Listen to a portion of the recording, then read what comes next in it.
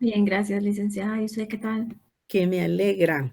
Yo ahí cansada de calificar, pero bueno. ¿Cuántos tiene asignados, licenciada? Uy, casi 350.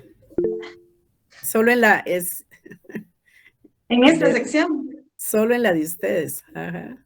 Ay, pónganos Sí, 30 todos. Así se verdad. evita el trabajo. Qué bueno fuera. Ya van a tener tiempo, Víctor Alejandro. Ay,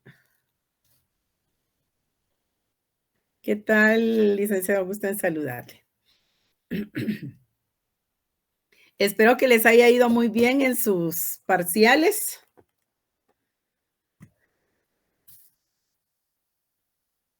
Ahí vamos, licenciada, en la lucha. Nada, que ahí vamos en la lucha, que les haya ido bien, te estoy diciendo. Es necesario que les vaya bien porque recuérdense que ya están en el último semestre. Si no les ha caído el 20 de que ya están en el último semestre, yo creo que con sus parciales ya tienen que ir entrando en razón. Ay, qué bárbaros. Bueno. Hay que estudiar desde ya para sus segundos parciales, así cuando vengan ustedes ya están preparados. Eso es muy importante. Por ahí les voy a molestar con su cámara cuando vayan a participar. Vean, hoy vamos a estar haciendo un repaso.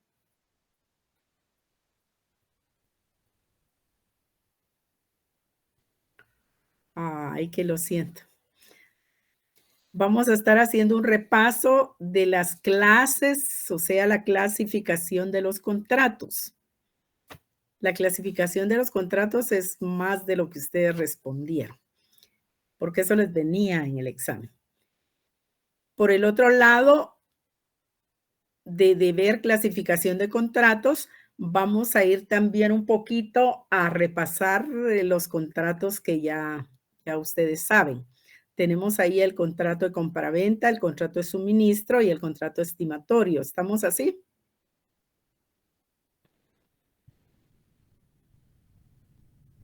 Sí, yo creo que lo vi.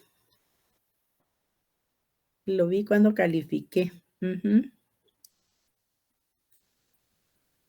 Pero igual cualquier duda se comunican conmigo, por favor, si todavía da tiempo. Les decía, tenemos ese repaso de clasificación de contratos, ese repaso de contratos en particular, ¿verdad? Entonces, por favor, ahí que ustedes se pongan atención, traten de participar porque es muy importante. Yo por ahí les mandé un cerebrito, recuerdo, si usted toma notas, el cerebro se llena, pero si usted no toma notas, se le queda la mitad y después se diluye ese conocimiento. Entonces, en cambio, cuando tienen dudas, ustedes van a sus apuntes y recurriendo a ellos, pues obviamente les va a ayudar. Entonces, en la clasificación de contratos, que por ahí creo que venía, la clasificación de contratos, pude observar que ustedes en la clasificación hacían referencia, vamos a ver dónde estaba eso. A los civiles, licenciada. Exactamente, eso les iba a decir Mili. Hacían referencia a la clasificación de los contratos mercantiles a los civiles. Y bueno, la respuesta pues es parcialmente buena, porque en la clasificación de contratos podemos observar nosotros que efectivamente esa clasificación de los contratos civiles aplica a los contratos mercantiles con una estricta excepción. ¿Cuál es la excepción? Los contratos gratuitos. Ya les decía yo, en mercantil no hay absolutamente nada. Aparte de la clase de mercantil y los exámenes de mercantil, no hay nada gratuito. todo es oneroso, que se les quede. Entonces, ahí tenemos nosotros clasificación de contratos. Entonces, ustedes respondían en la clasificación de los contratos mercantiles, que los contratos mercantiles van a ser consensuales, unilaterales, principales, accesorios, conmutativos,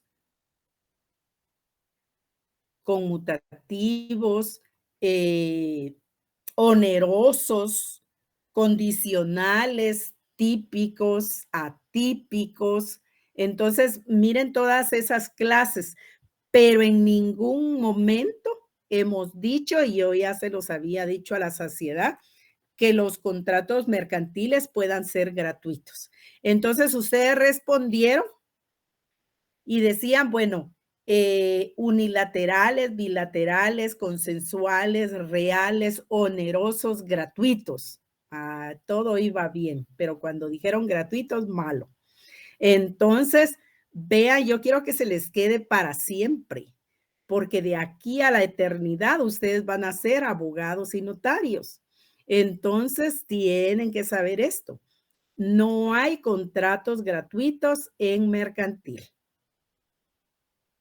Solo onerosos, gratuitos no, porque entonces ahí están en una clasificación estrictamente civil.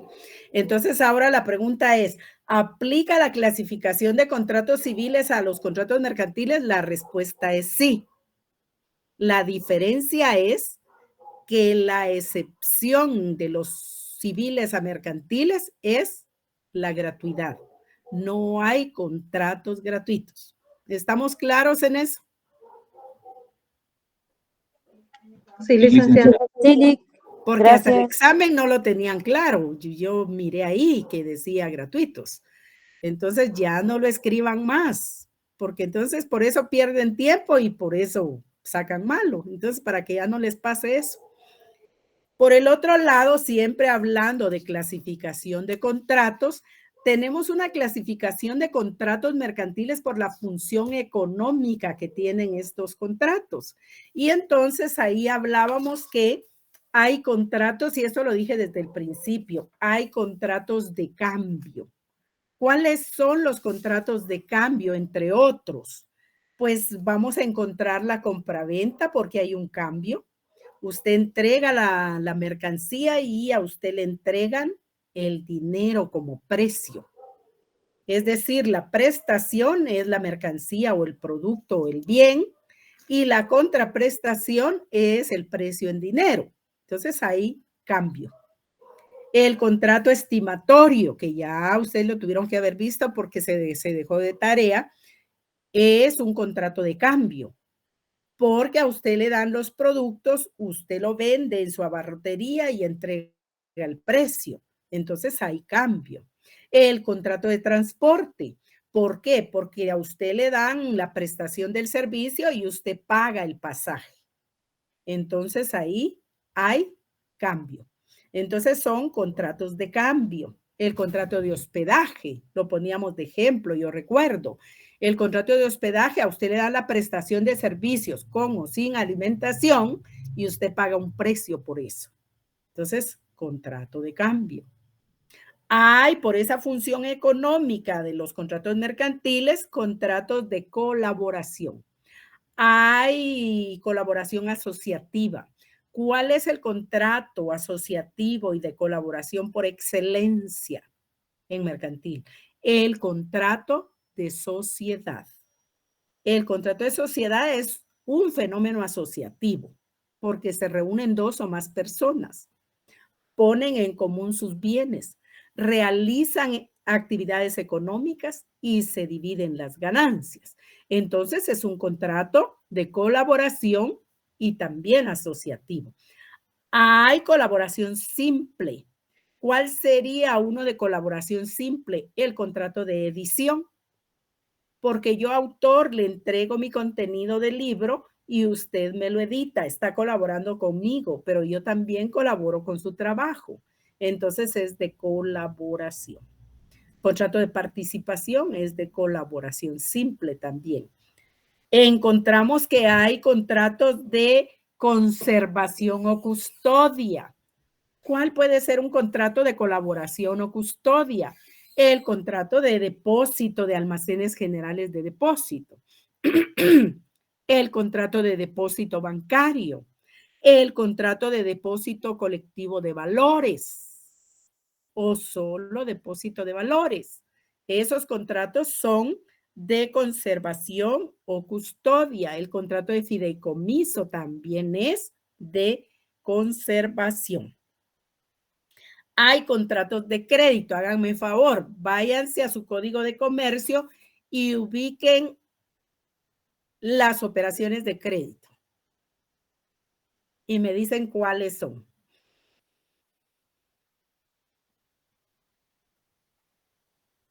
Operaciones de crédito. A ver quién nos las puede dar.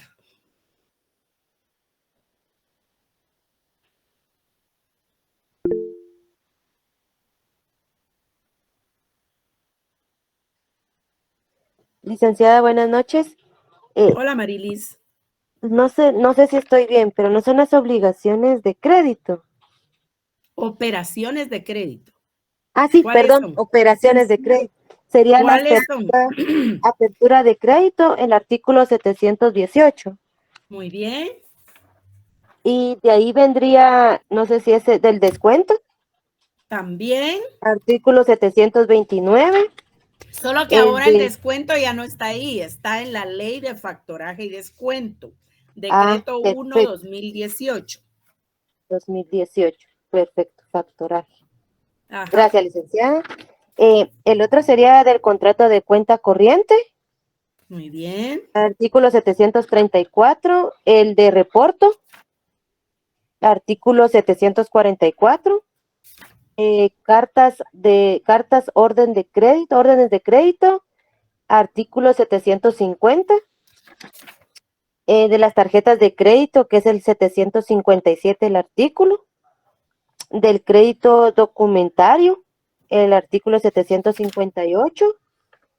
Y no sé si entrará el fideicomiso, Ya licenciada. no. Ya no, sería hasta El crédito entonces del crédito documentario. documentario. De Ah, la perfecto. cuenta Gracias. corriente, no. De la apertura de crédito al crédito documentario. Tenemos 7. Perfecto. Gracias, licenciada. Esas son operaciones de crédito. ¿Por qué les estaba pidiendo yo las operaciones de crédito? ¿Todos las ubicaron en su código? Sergio, Sí, Lida. Luisana, Kimberly. Sí, Lida. Bueno, esas son operaciones de crédito. Ahora bien, ya vimos cuáles Licenciada, son. disculpe hacer una pregunta. Sí, Mili. Respecto al artículo 729 que establece el descuento, ese ya no se toma en cuenta, ¿verdad? Porque dice que está derogado. Tiene apagado su micrófono, licenciada. Disculpe. Pero sigue siendo una operación de crédito, Mili. La diferencia es que ya está contenido en una ley diferente, que es la ley de factoraje y descuento. Pero es operación de crédito, sí. ¿Es contrato de crédito? Sí. ¿Es típico mercantil? Sí. Entonces existe, sí. La única diferencia es que ya no está dentro de ese abanico de operaciones de crédito del Código de Comercio. ¿Me explico, Mili? Sí, gracias, licenciada. Ah, bueno. Entonces, vean, tenemos la apertura de crédito, tenemos el contrato de descuento, tenemos la cuenta corriente, tenemos el reporto, tenemos cartas, órdenes de crédito, tenemos tarjeta de crédito y crédito documentario. Todas estas que yo mencioné son operaciones de crédito. Todas estas que yo mencioné y que son operaciones de crédito también son contratos de crédito. Entonces, los contratos de crédito, ¿cuáles van a ser? Todas las operaciones de crédito. ¿Por qué? Por la función económica que desempeña cada uno de estos contratos. También tenemos contratos de prevención de riesgo. ¿Cuáles son de prevención de riesgo? El contrato de seguros, el contrato de daños, el seguro de personas, ¿verdad? Porque el seguro puede ser de personas y puede ser de daños. Entonces tenemos seguro contra incendios, seguro de transporte, seguro agrícola, seguro industrial, seguro ganadero, etcétera. Entonces esos son contratos de prevención de riesgo. Ahora vayámonos a los, sí, dentro de los mismos de prevención de riesgo está el seguro y el reaseguro. El contrato de aseguro significa asegurar lo asegurado, quiere decir. Entonces eso es reaseguro. Y nos vamos con los contratos de garantía. Los contratos de garantía son los contratos de caución y los contratos de reafianzamiento. Los encontramos en el Código de Comercio. El contrato de caución es también la doctrina lo denomina como el contrato de fianza, así lo vamos a encontrar en el Código de Comercio, y el de reafianzamiento. ¿Estamos? Entonces, ahí estaríamos en la clasificación de los contratos mercantiles por su función económica. Y también es clasificación de contratos las que ustedes sí escribieron en su respuesta de examen, con excepción del contrato gratuito. Consensuales, reales, formales, principales, accesorios, condicionales, típicos, atípicos, etcétera. Entonces, todas esas clases son clases de contratos mercantiles. ¿Tenemos ya claridad en eso, jóvenes? Sí, licenciada. A mí Muy solo me bien. queda una pequeña duda en el tema del reaseguro. Yo trabajé para Seguros GIT y en Seguros GIT el reaseguro era, le pongo por ejemplo, ellos lo toman como cuando uno tiene un riesgo. Pensemos en que la mitad lo de la prima es la cantidad con la que una persona puede cubrir le pongo el ejemplo, pongámoslo así, el vehículo vale 20,000 quetzales y paga una prima de 1,500 quetzales. De esa prima de 1,500 quetzales, las compañías de seguro tienen lo que se les llama un reaseguro, que ellos cubren solo el 30% del monto de los 20,000 quetzales que vale el automóvil, y a cambio de eso, las compañías de seguro, o sea, Seguros GIT le da el 30% de la prima, del pago de la prima, se lo da a las compañías reaseguradoras. De reaseguro. Ajá. Y hay varias de esas compañías de reaseguro son internacionales. Entonces, ¿sí es eso, licenciada, o no? Así funciona, Sergio. Sí, ese es el reaseguro. Por eso le decía, yo se lo decía más rápido. Asegurar lo asegurado. Entonces, ¿quién es el asegurado en un reaseguro? La aseguradora. ¿Por qué? Porque en forma colectiva de sus seguros lo asegura con el reaseguro. Entonces, por eso se dice asegurar lo asegurado. Y por eso el reaseguro da ese porcentaje a la hora del siniestro. Okay. Porque hay un reaseguro. Muchas gracias, licenciada. Para servirle. Entonces tenemos ahí, les decía, clasificación de contratos mercantiles por la función económica que desempeñan estos contratos mercantiles o que tienen estos contratos. Pero ahora alguien, por favor, que nos lea el 672 del Código de Comercio.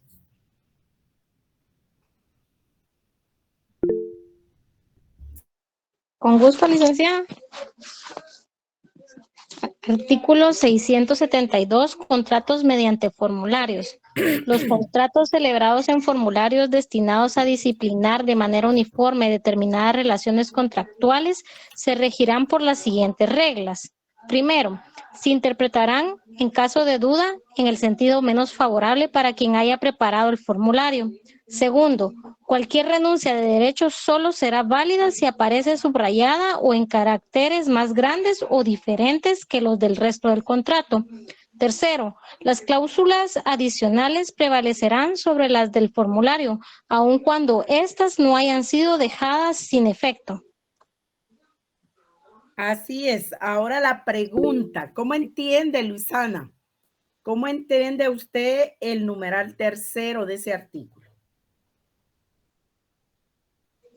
Que cuando se estipulan cláusulas adicionales, estas van a ser, prevalecerán, digamos, quiere decir como que van a estar ahí sobre las del formulario, como que tendrán más importancia, ¿le entiendo yo? Léala para usted y nos la explica, a ver cómo lo haría.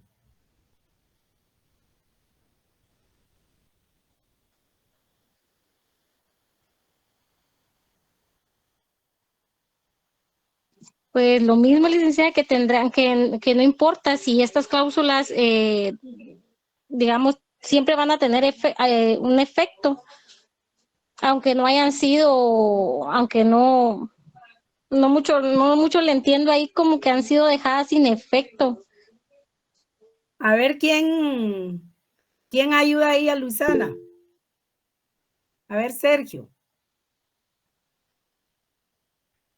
Mire, yo lo que entiendo de esto es de que estas es como una protección en lo que se le llama las cláusulas leoninas, porque menciona que dentro de las cláusulas del contrato se va a beneficiar a la persona que no lo hizo. O sea, yo hago el contrato de adhesión pensemos en una situación como la luz. Yo hago un contrato de adhesión y pongo mis cláusulas y si la persona quiere, tiene que cumplir mis cláusulas que yo tengo dentro del contrato. Y a la hora de cualquier controversia, esas cláusulas que me afecten, que afecten a la persona que le estoy prestando el servicio, se van a tratar de ver en la forma más favorable a la que yo le estoy dando el servicio, porque yo fui el que hice el contrato. Y la segunda parte que yo vi en el segundo es de que cualquier renuncia es válida solo si aparece subrayada dentro de las cláusulas y que las cláusulas adicionales van a prevalecer sobre las que están o sea, cualquier ampliación a ese contrato van a prevalecer las cláusulas adicionales. Eso es lo que yo entiendo. Ahora sí, Luisana. Sí, licenciada. Sí que. Sí entendí que todas las cláusulas que siempre van a prevalecer aunque en el formulario no estén. Y aunque las del formulario estén vigentes. ¿Por qué creen ustedes que será eso?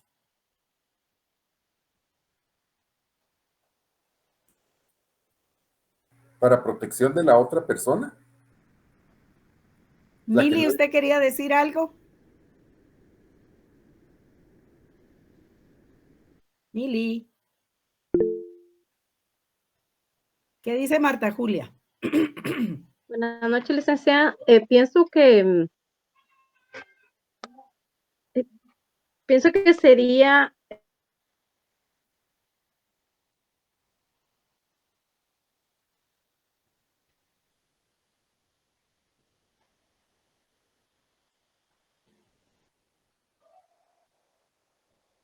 ¿Qué pasó, Marta Julia? Se le fue el audio, creo yo. Yo creo.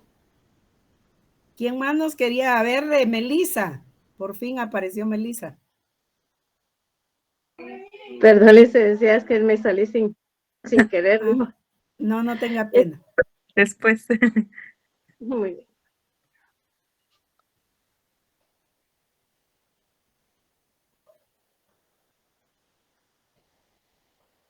¿Qué pasó, Marta Julia?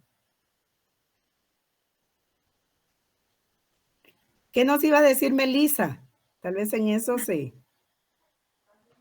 Buenas noches, Lidia. Buenas noches, Melissa. Yo lo que iba a decir es que estos contratos están más que para, por decirle así, ¿verdad? Es para que nosotros, como los que contratamos por medio de un formulario, no podamos reclamar y que estemos sujetos ante las cláusulas que nos adicionen o que nos pongan, ¿verdad?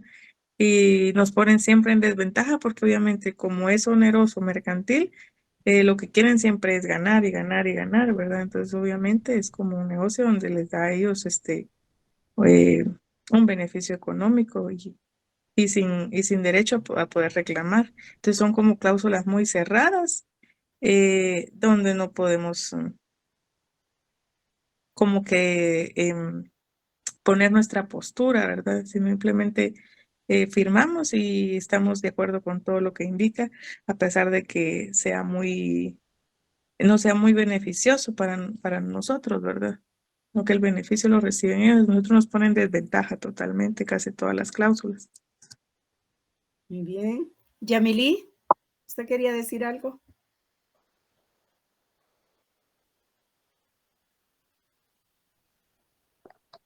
Sí, es que vengo manejando y me había detenido, pero gracias por el espacio. Pues yo lo había entendido diferente, ¿verdad? De que estas cláusulas existen para evitar los abusos o la usura. De esa forma lo había entendido yo, ¿verdad? Pero ahorita que Melissa lo estaba explicando es al contrario, ¿verdad? Que como que evitaría que nosotros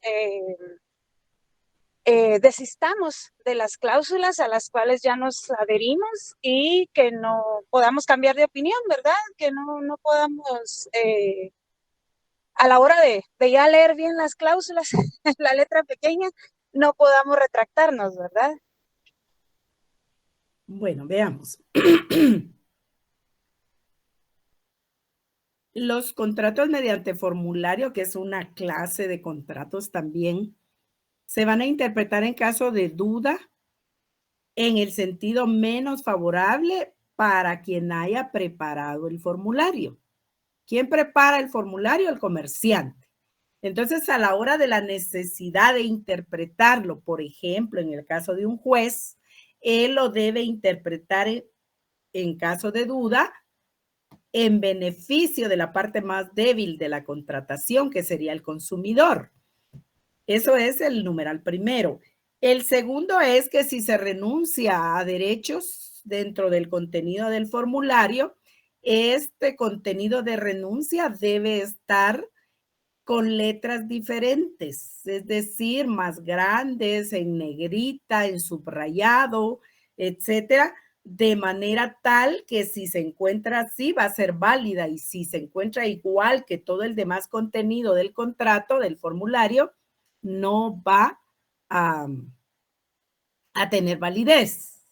Numeral segundo. El tercero, a ver, pongan atención aquí, Yamilí y Melissa. Todos, pero especialmente ustedes. Las cláusulas adicionales son las que van a estar fuera del formulario. Son las que van a manifestar la voluntad de los contratantes porque van a ser creadas consensualmente entre los contratantes, mientras que el formulario lo prepara solo una parte contratante. Entonces, esas cláusulas adicionales, por eso, van a prevalecer sobre las cláusulas del formulario, aun cuando las cláusulas del formulario estuvieran vigentes. Eso es lo que quiere decir el numeral tercero. ¿Para qué es que se le da relevancia a las cláusulas adicionales? Van a prevalecer porque fueron creadas con la manifestación del consentimiento de los otorgantes. Entonces, aunque estén vigentes las cláusulas del formulario, van a prevalecer quiere decir a valer antes. Eso quiere decir prevalencia. Van a prevalecer las adicionales frente a las cláusulas del formulario. Eso es lo que quiere decir. Ahora sí, Yamilí. Sí, licenciada, muchas gracias. Melissa, ¿estamos ya? Aclarando dudas. Melissa. Ahora se nos desapareció Melissa. Por favor, alguien que nos lea el artículo 47 de la Ley de Protección al Consumidor y Usuario.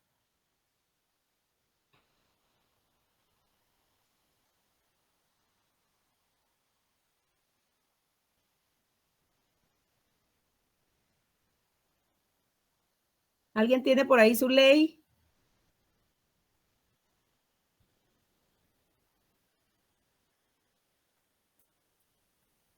¿O la pueden bajar? ¿Qué artículo dijo, licenciada? 47, por favor.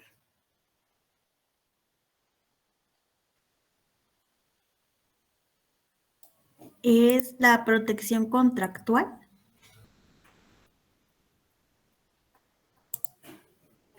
¿Sí es ese, licenciado? 47. Contratos de adición, Adhesión. perdón, adhesión.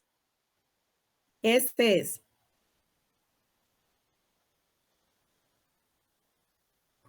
Lo leo yo. Artículo 45. Yo le di la palabra a Mili porque ya lo tenía. Gracias, Carol. Artículo 47. Contrato de adhesión. Se entenderá por contratos de adhesión aquel cuyas condiciones son establecidas unilateralmente por una de las partes, sin que la otra pueda discutir o modificar su contenido en el momento de contratar. No producirán efecto alguno de los contratos de adhesión las cláusulas o estipulaciones que a. otorguen a una de las partes la facultad de dejar sin efecto o modificar a un solo año el contrato, salvo cuando esta facultad se conceda al consumidor o usuario en las modalidades de venta por correo, a domicilio, por muestrario o catálogo, usando medios audiovisuales u otras análogas, y sin perjuicio de las excepciones de las leyes que las leyes establezcan. B. Establezcan incremento de precios del bien o servicio por accesorios, financiamiento o recargos no previstos, salvo que dichos incrementos correspondan a prestaciones adicionales susceptibles de ser aceptadas o rechazadas en cada caso y estén consignadas por separadas en forma específica. C. Hagan responsable al consumidor o usuario por los efectos de las deficiencias, omisiones o errores del bien o servicio cuando no les sean imputables. D. Contengan limitaciones de responsabilidad ante el consumidor o usuario que puedan privar a éste de su derecho o resarcimiento por deficiencias que afecten la utilidad o finalidad esenciales del bien o servicio. E. Incluyan espacios en blanco que no hayan sido llenados o inutilizados antes que se suscriba el contrato. F. Impliquen renuncia o limitación de los derechos que esta ley reconoce a los consumidores y o usuarios. Muy bien, Mili, gracias. ¿Qué nombre reciben esos contratos en la Ley de Protección al Consumidor y Usuario, Mili? Contrato de adhesión. Contrato de adhesión. ¿Qué nombre reciben esos contratos en el Código de Comercio, Mili?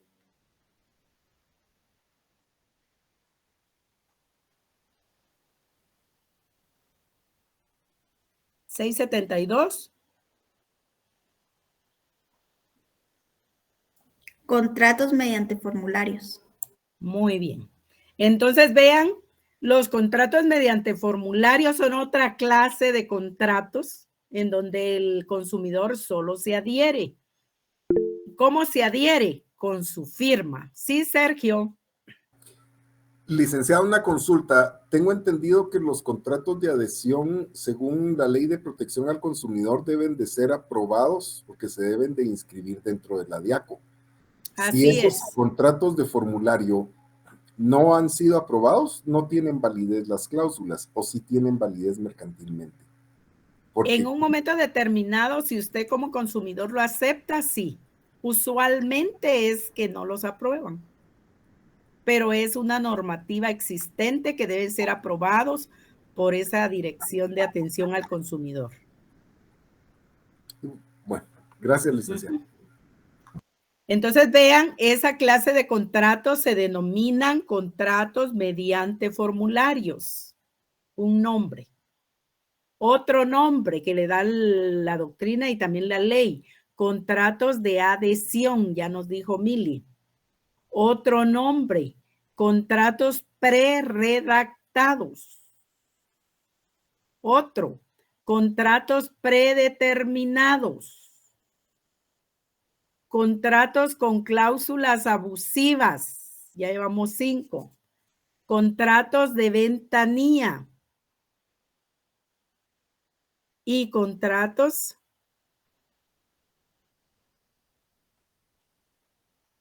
decíamos al principio, mediante formulario. Entonces ahí tienen ustedes 7 nombres para la misma clase de contratos.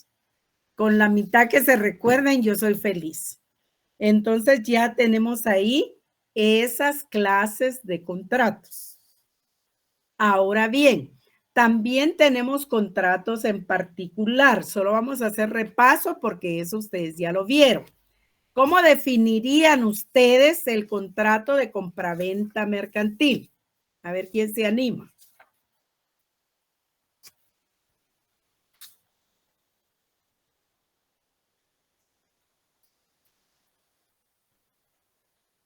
Contrato de compraventa mercantil. ¿Qué dirían ustedes del contrato de compraventa mercantil?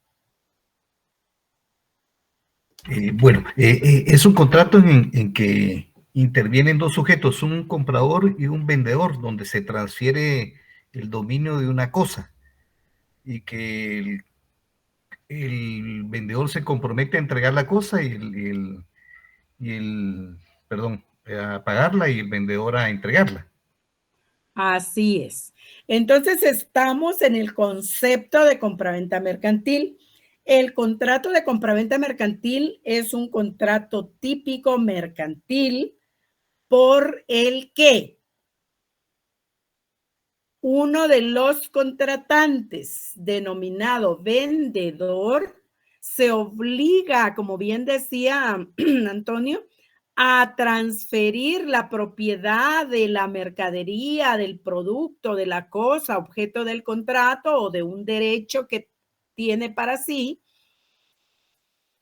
al comprador, a otra persona denominada comprador. Y el comprador se obliga a pagar por este producto, por esta mercancía, por este bien, un precio en dinero. Entonces ahí estamos frente al contrato de compraventa mercantil. Los contratos, ahí se recuerdan ustedes que al igual que los títulos de crédito son instrumentos de tráfico mercantil. Es decir, sirven para movilizar, para hacer circular los bienes, los servicios y la riqueza en el mercado, ¿verdad?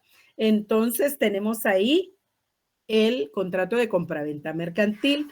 Ahora bien, el contrato de compraventa mercantil tiene elementos personales o intersubjetivos del contrato van a ser personales o intersubjetivos, les decía, el vendedor y el comprador.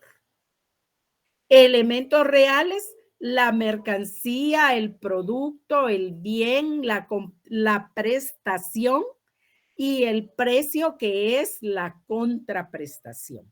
Entonces, elementos reales, la mercadería y el producto, el bien o la prestación del servicio y la contraprestación, el precio que se paga por la transferencia que se ha recibido de ese bien, de ese producto, de esa mercancía, de esa prestación, ¿verdad? Entonces hay una prestación que es el bien y una contraprestación que es el precio en dinero.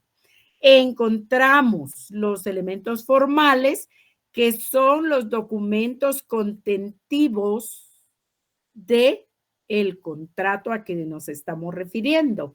Es decir, todos los requisitos que se deben de cumplir dentro del contrato para que sea válido y eficaz. ¿Pueden ser títulos de crédito estos documentos? Sí. ¿Por qué? Porque estamos frente a la compraventa contra documentos y la compraventa contra documentos, por ejemplo, va a ser una compraventa mercantil al crédito. ¿Dónde queda sustentada esta compraventa? En una factura cambiaria. Eso lo veíamos en Mercantil 2. Entonces, ahí tenemos los elementos personales, los reales y los formales de la compraventa. Ahora bien, la compraventa no solo tiene elementos, también tiene características. ¿Cuáles son estas características? Hay varias. En principio, el contrato de compraventa es un contrato de cambio. ¿Por qué? Porque usted entrega el producto, la mercancía, el bien, y a usted le entregan el precio. Entonces hay un intercambio. Entonces es un contrato de cambio. Es un contrato consensual, porque basta el consentimiento de los otorgantes para que el contrato nazca a la vida jurídica. ¿Es un contrato real? También. ¿Por qué? Porque hay una entrega de la cosa y una recepción de su precio en dinero. Entonces, una cantidad determinada de dinero. ¿Hay bilateralidad? Sí. ¿Por qué? Porque hay beneficios recíprocos. Se transfiere el bien, pero se recibe el precio. Se entrega el precio, pero se recibe la prestación. Entonces hay una prestación y una contraprestación. Entonces hay bilateralidad. ¿Es un contrato real? Decíamos que sí, porque usted va a entregar la cosa y le van a entregar el precio a cambio. ¿Es un contrato conmutativo? Sí, es conmutativo. ¿Por qué es un contrato conmutativo? Porque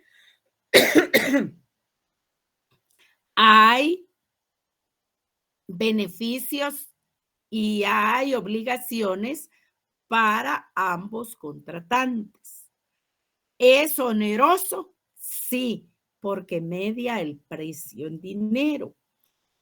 ¿Es traslativo de dominio? Sí, porque se transfiere la propiedad del bien a cambio de un precio en dinero. Cuando nosotros hablamos de los efectos que producen los contratos, cualesquiera que sean, estamos hablando de los derechos y las obligaciones que nacen de ese contrato. En el caso de la compraventa mercantil, está las obligaciones para el vendedor. Ese es un efecto que produce la compraventa. En cuanto a la obligación del vendedor, son obligaciones del vendedor entregar la cosa, objeto del contrato. ¿A quién se la va a entregar? Al comprador. ¿En qué modo se la va a entregar? Como haya sido pactado en el contrato. Una entrega real, una entrega material, una entrega simbólica o una entrega legal. Entonces ahí estamos en el modo de entrega que va a hacer el vendedor, es su obligación. ¿En qué lugar le va a entregar la cosa objeto del contrato? En el lugar establecido en el contrato. ¿En qué tiempo le va a entregar la cosa? Debe ser el día fijado en el contrato. La cosa objeto del contrato debe entregarse en el estado en que tenía la cosa en el momento del contrato. Así debe ser entregada. Todo ese contenido está en el Código Civil también. Entonces, ahí están los derechos y las obligaciones que nacen del contrato de compra-venta. ¿A cargo de quién van a estar contenidos los gastos? Pues van a ser de acuerdo a cómo esté contenido en el contrato. ¿Quién va a asumir los gastos? Aunque taxativamente está establecido que en el caso de compra-venta, el vendedor va a hacer la entrega del bien y correrán por cuenta del comprador los gastos que produzca este contrato, salvo pacto en contrario. En el caso de obligaciones de garantía, el vendedor también va a garantizar al comprador la posesión útil y pacífica y de buena fe que tenga de la cosa objeto del contrato. Eso debe garantizarlo el vendedor. En cuanto a las obligaciones del comprador, en principio está como una obligación principal pagar el precio establecido en el contrato por la cosa transferida a su persona como comprador. Deberá en las obligaciones el comprador recibir la cosa a la cual se obligó en el contrato. Entonces, debe recibir la cosa porque se obligó en el contrato a recibirla y abonar ciertos gastos si así hubiera sido pactado. Entonces, ahí tenemos obligaciones del comprador y obligaciones del vendedor. Encontramos que se extinguen los contratos. El contrato de compraventa se extingue. ¿Cuándo? Cuando se da debido cumplimiento al contrato.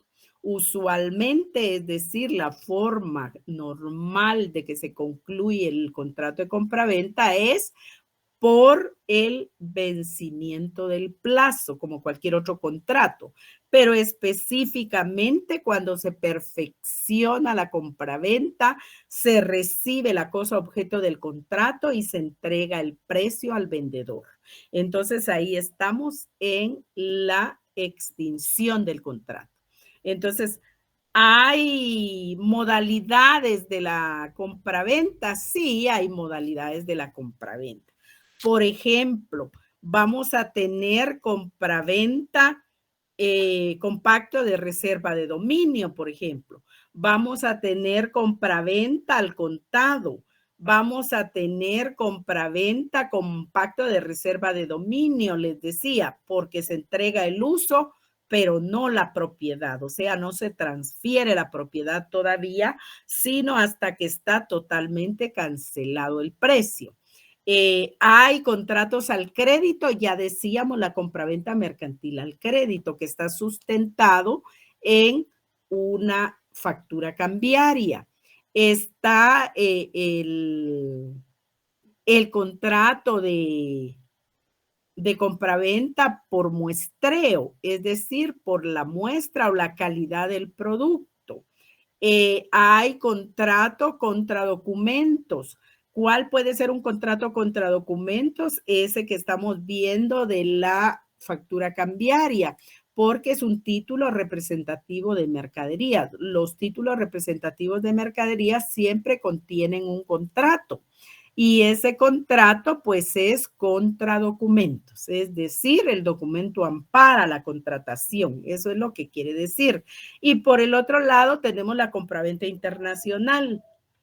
La compraventa internacional es la que está regida por los Incoterms, que ustedes mencionaron algunos en sus exámenes. Entonces, ahí tenemos la compraventa CIF, la compraventa FOB, la compraventa FAS, la compraventa CF. Entonces, todas esas que están contenidas en el Código de Comercio, ustedes lo pueden observar ahí, tienen los Incoterms, que son términos internacionales del comercio. Hay N cantidad de Incoterms, pero los que en nuestro código establece son los que les he mencionado, es decir, la compraventa FOB, la compraventa FAS, la compraventa CIF y la compraventa CF. Esas son compraventas internacionales. Entonces ahí tenemos las modalidades de la compraventa. ¿Alguna inquietud, alguna pregunta de la compraventa, jóvenes?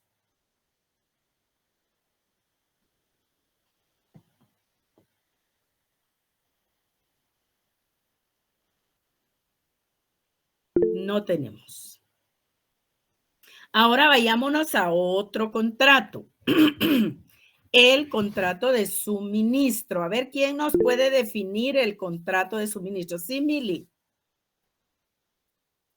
Sí, disculpe, licenciada, respecto a lo del parcial, nos preguntaban sobre las modalidades, pero en la clase con el licenciado él nos enseñó nada más, bueno, 3 clases de modalidades. Entonces, no sé si afecta en algo que nosotros solo hayamos escrito. Al contado, al crédito y el de internacional. Contado, crédito e internacionales. Bueno, así es. Va, está bien. Qué bueno que me lo dijo. Entonces, ahí estamos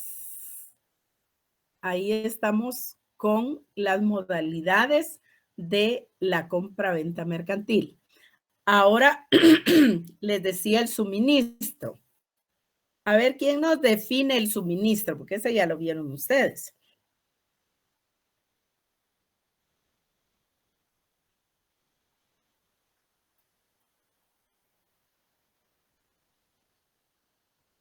Sí, así como nos lo explicó el licenciado auxiliar, es cuando, por ejemplo, se tiene una empresa y el dueño de la empresa quiere, digamos, delegar los suministros de determinados insumos de su empresa, lo delega en otra empresa para que se lo suministre. Entonces, él tiene la obligación de darle este servicio, de suministrarle lo que a él le hace falta para que él le ahorre tiempo o recursos, qué sé yo, así en términos generales. Muy bien. ¿Alguien más ahí que complemente lo que dijo Leonel Antonio?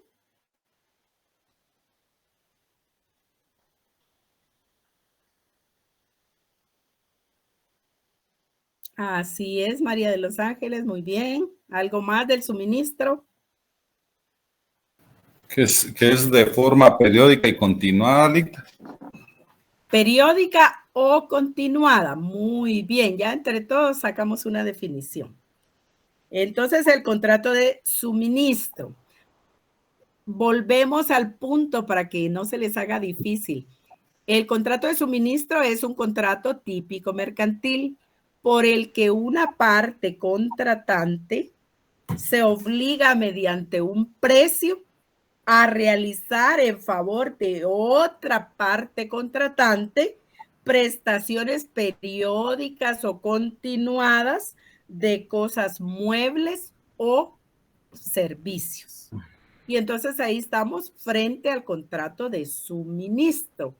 Es decir, que mediante el contrato de suministro, como decía Leonel Antonio, la industria, o sea, los industriales pueden asegurarse la provisión de materias primas o de servicios que necesiten, que les son indispensables, como por ejemplo el agua o la energía eléctrica o el tóner o la tinta o las hojas o lo que necesiten ellos como materia prima. Entonces, ahí hay una obligación por parte del suministrante de entregarle estas materias primas, estos servicios, estos bienes al suministrado de forma periódica o continuada para que haya la provisión que necesita el suministrado. En eso consiste el contrato de suministro. Es decir, que va a haber ininterrumpidamente la provisión de materias primas, de bienes, de servicios por parte del suministrante al suministrado a cambio de un precio en dinero. Entonces ahí estamos frente al contrato de suministro. Igual que el otro contrato que ya veíamos, tenemos el contrato de suministro con sus elementos personales, reales y formales. Entonces ya vieron, es una forma cajonera de estar viendo cada contrato para que ustedes se los puedan explicar a sí mismos. Y si ustedes logran hacer eso, segurito es que lo van a poder explicar en un examen técnico profesional, porque yo espero que en un año ustedes estén justo ya terminando ahí sus privados. Entonces tenemos elementos personales o intersubjetivos del contrato de suministro al suministrante y al suministrado. El suministrante es el proveedor, ¿verdad? Y el suministrado, el consumidor de esos bienes o de esos servicios. Tenemos elementos reales, el bien o el servicio y el precio en dinero por ese bien o ese servicio recibido en forma periódica o continuada. Encontramos el elemento formal.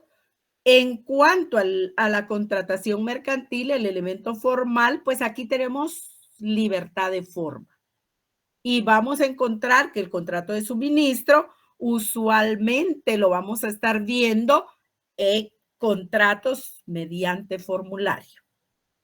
Entonces, un contrato de suministro mediante formulario podría ser con Empagua, podría ser con la empresa eléctrica, con Energuate, con Deoxa, de Orsa, dependiendo de dónde se encuentren ustedes.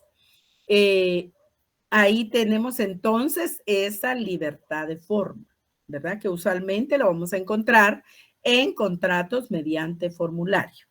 Encontramos entonces ahí el contrato de suministro, ¿verdad? ¿Cuándo se va a terminar el contrato de suministro? Pues al vencimiento de ese plazo, que puede ser un plazo limitado o puede ser también ilimitado, de acuerdo a las necesidades prioritarias que tenga el suministrado. Y entonces ahí vamos a cumplir con determinados preceptos específicos para que no haya interrupción del suministrante al suministrado, de manera tal que ya sea que la entrega sea periódica o que sea continuada. Por ejemplo, continuada vendría a ser la energía eléctrica, por ejemplo, y periódica podría ser el tóner, por ejemplo, el mantenimiento de un sistema de cómputo o de una unidad económica para panadería, para carpintería, etcétera. Ahí se puede estar dando el contrato de suministro, ¿verdad? Una oficina, por ejemplo, donde ustedes necesitan equipo de cómputo, necesitan hojas, necesitan tóner, necesitan tinta, necesitan mantenimiento del equipo de cómputo, etcétera. Ahí es donde se manifiesta el contrato de suministro. Encontramos a su vez que ya sea en forma periódica o en forma continuada, el suministrante o proveedor debe estar pendiente de hacer efectivo el cumplimiento del contrato hacia el suministrado, de provisionarle todo lo que necesita, especialmente si son materias primas o servicios que no se pueden interrumpir, porque de eso depende el buen funcionamiento de la actividad del suministrado. Entonces, ahí estamos frente al contrato de suministro. Entonces, encontramos ahí, si ustedes se dan cuenta, que tenemos otro contrato típico mercantil. Encontramos que puede ser que el precio se pacte de manera continuada o que si los suministros son periódicos, se puedan pactar determinando el pago respecto de cada prestación aislada que se le va a hacer efectiva al suministrado. El plazo, pues obviamente les decía, se va a estar atendiendo de acuerdo al interés del suministrante y del suministrado. Si hubiera el caso de que hay incumplimiento de alguna de las prestaciones aisladas, pues obviamente se hace entender que las prestaciones futuras van a ser incumplidas. Entonces, habrá que ver si se da por terminado el contrato por incumplimiento específicamente del suministrante, ¿verdad? Encontramos a su vez en la suspensión y denuncia que hay un plazo para que se haga efectivo el aviso anticipado si fuera el caso que va a haber variante en cuanto a la duración del suministro. Si no se hubiera pactado, hay que avisar con anticipación cuándo se dejará de hacer efectivo esta provisión de bienes o de servicios que se dan en el suministro, ¿verdad? Entonces, ahí la ley establece un plazo en específico.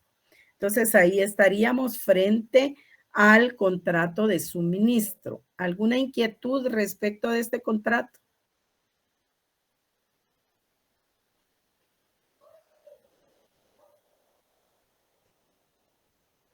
Nada, todo está muy claro. Licenciada, entonces, digamos, la diferencia entre la compra-venta y el contrato de suministros es esto, de que es por partes y de forma continuada. En cambio, en la compra-venta, aunque sea, digamos, que se pague a plazos, se está entregando un todo, un bien, ¿verdad? O un servicio, o una prestación, o una mercancía, pero es uno solo, ¿verdad? Así es. Ok, perfecto. Gracias, licenciada. La compraventa puede ser de tracto único, cuando es al contado, por ejemplo. Yo le entrego el bien y usted me entrega el precio. Y se terminó. En cambio, el suministro es periódico o continuado. ¿Cuál sería continuado? El que no se puede interrumpir. La energía eléctrica. ¿Qué pasa si le interrumpen la energía eléctrica en su casa? No hay agua caliente para bañarme. Yo pensé que iba a extrañar las clases. Qué bárbara. Entonces, si ustedes se dan cuenta, ahí es donde tenemos las diferencias, ¿verdad? ¿Alguna otra pregunta, jóvenes? ¿Alguna otra inquietud de esos contratos?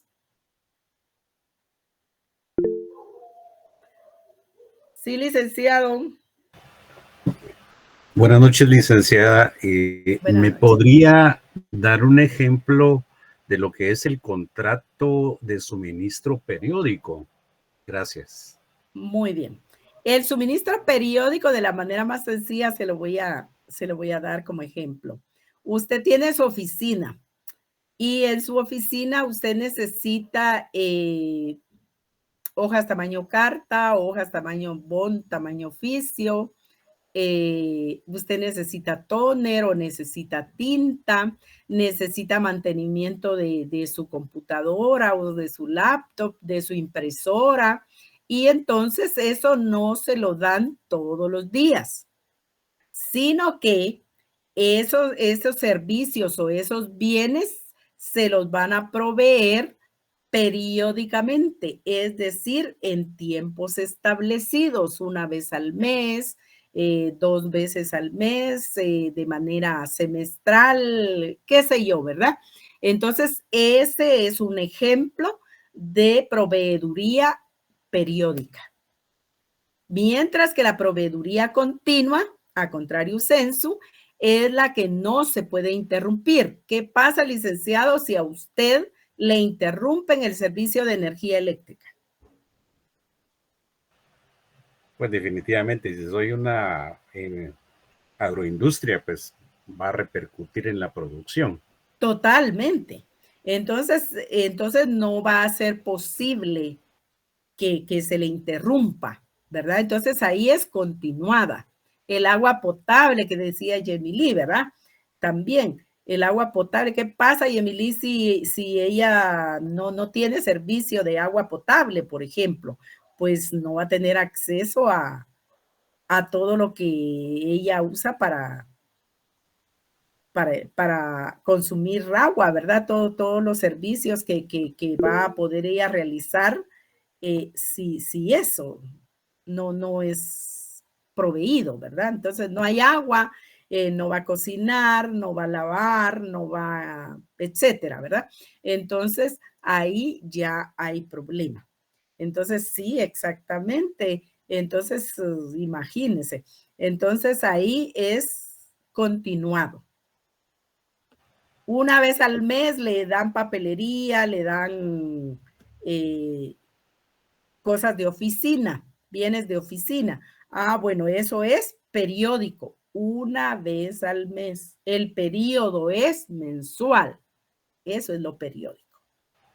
Muchas gracias. En este caso, pues entonces podemos decir de que, por ejemplo, si yo soy un restaurante, bueno, podría hacer contratos de suministro, por ejemplo, de carne que lleven una vez a la semana, o puede ser contrato de que me provean, no sé, licores o bebidas. Ese sería entonces periódico, porque obviamente me tendrían que estar suministrando una vez, a lo mejor por semana, o 2 veces por semana, depende del periódico. Movimiento. Perfecto. Así es. Muchas gracias. Así es, Melissa. Entonces, ahí tenemos esos ejemplos, ¿verdad? Esos ejemplos. Recuérdese que el Estado no es comerciante, ¿verdad? Es una persona jurídica, pero no es comerciante. Sin embargo, realiza actos de comercio. Y no por realizar actos de comercio se vuelve comerciante, no. Entonces, es posible que en compra directa se haga de manera periódica, por ejemplo, el suministro. La respuesta es sí, Melissa. Ahí estaríamos entonces frente a el contrato de suministro. Nos vamos a quedar en esto para no llenarlos de tanto contrato de un solo día después de que se han examinado tanto. Entonces, para el próximo día vamos a estar viendo el contrato estimatorio. Ese ya lo habíamos dejado de tarea, es bueno que lo estudien. Y vamos a estar viendo tal vez otros contratos que tienen relación con títulos de crédito. Así avanzamos en contratación. Si ya no hay preguntas, nos vamos a estar quedando aquí, jóvenes. Gracias, licenciada. Feliz noche. Que pasen buenas noches. Buenas noches. Que tengan buenas noches. Qué gusto saludarles y qué bueno que están bien. Muchas gracias por todo, Feliz noche.